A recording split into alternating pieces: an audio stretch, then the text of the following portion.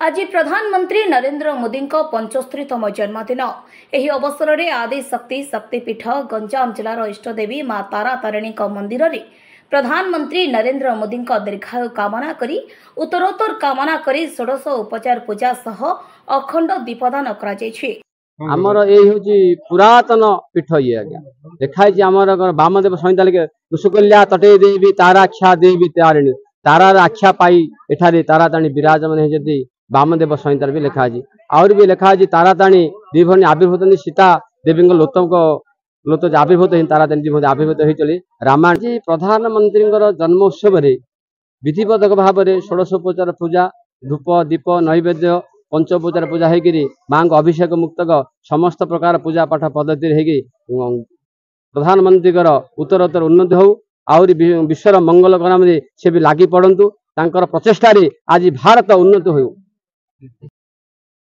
आम प्रिय राष्ट्रपुत्र श्री नरेंद्र दामोदर दास मोदी जी आज हूँ जन्मदिन।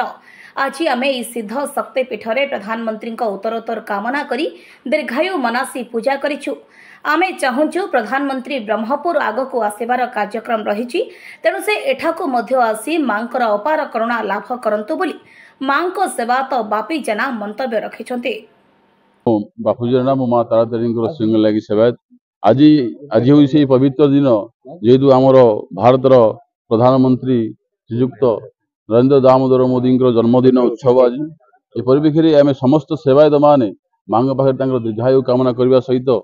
जीवन यात्रा कि भाव धार्मिक चिंताधारा एवं स्वच्छ चिंताधारा जो अच्छी आगू कि आगमन हम आगू कि बढ़ से विषय माँ पाखे प्रार्थना करूँ दीर्घायु कामना करने सहित आम माँ मंगल कामना करूँ। आशा करसंता गंजाम जिले में आम छत्रपुर स्थित ब्रह्मपुर स्थित माननीय प्रधानमंत्री आसुँच बहुत खुशी किंतु